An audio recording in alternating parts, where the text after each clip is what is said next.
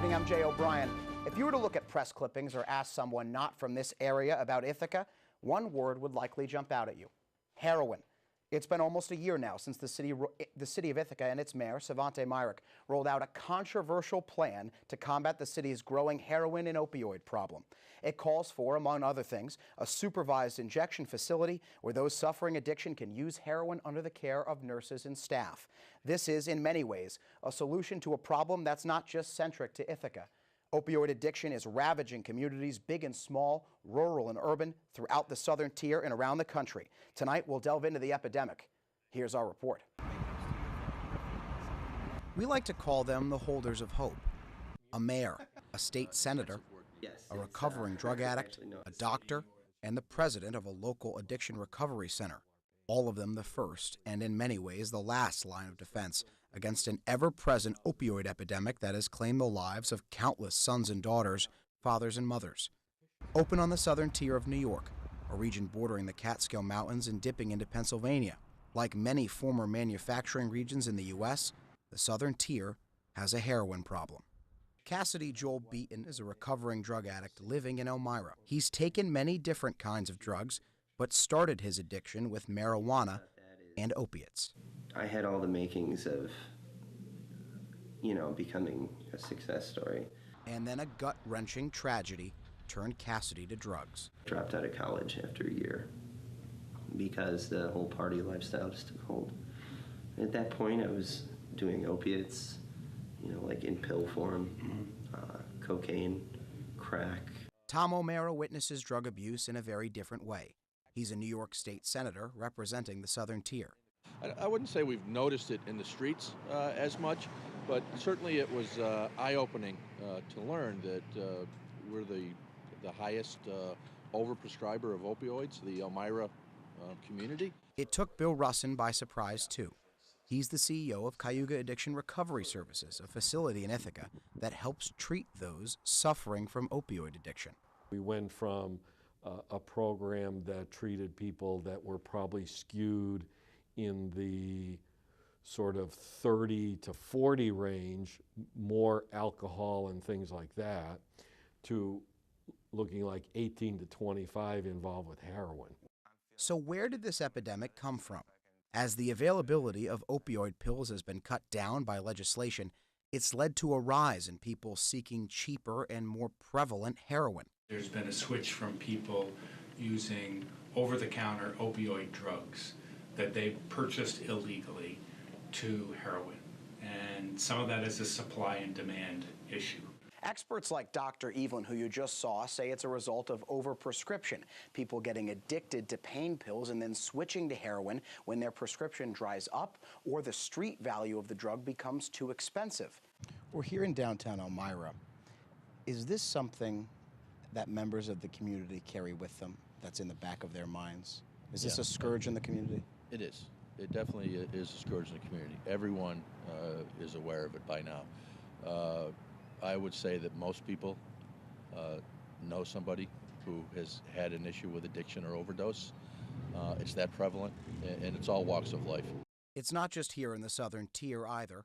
Last year in the U.S., heroin and opioid-related deaths killed more Americans than guns did, and frequent overdoses caused the first ever drop in the U.S.'s mortality rate, a measurement in the number of deaths in the country compared to births. Heroin is just certainly a much more dangerous drug when it comes to the overdosing.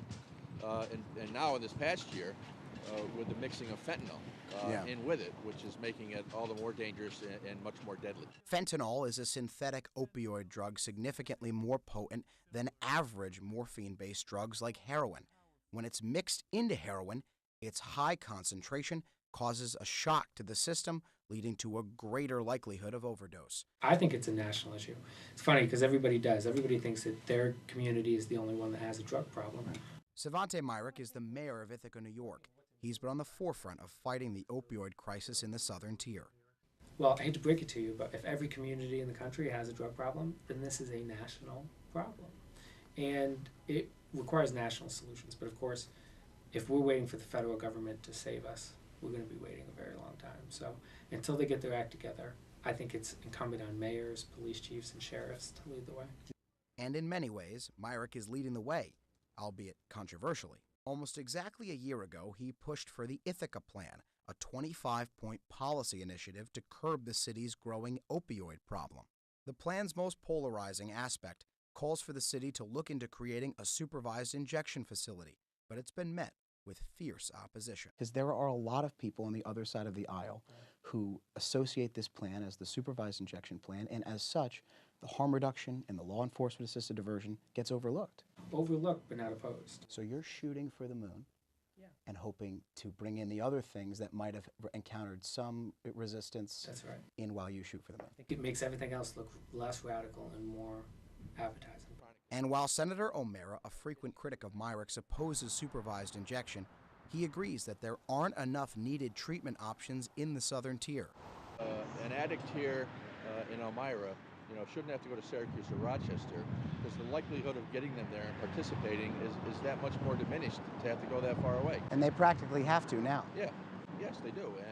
And you've got to catch an addict. We've heard at all these forums at the moment when they see that light and they want to help. So from the moment you transition from opioid addiction, where we can't stop your overprescription anymore, to now you're on the street looking for heroin, but you haven't seen the light yet, are you on your own? Can a politician not help you? Can a state senator not help you? Well, the ways we're trying to help, and it's very difficult at that point, I would suggest. Myrick says that's where harm reduction policies like supervised injection come in. Harm reduction, and this is where the most controversial issues are, which is while people are using, and until we can get them into treatment, how do you keep them alive, and how do you reduce the chances that the worst outcomes happen? One of the best ways to do that is by opening a supervised injection facility. I think all the things that we can do as a community to build community, that's the antidote to me for heroin and opioid epidemics, is community. Because so much of the time we've kind of walled people off. We are in the early stages of what will likely be a sweeping and growing opioid epidemic. But Russin says his job, and the job of many others, is to remain hopeful. To us, they're really struggling. A lot of people have given up on them. Family, friends, job, things like that. Our job, much of the time, is to be what we call, sort of colloquially, we're the holders of the hope.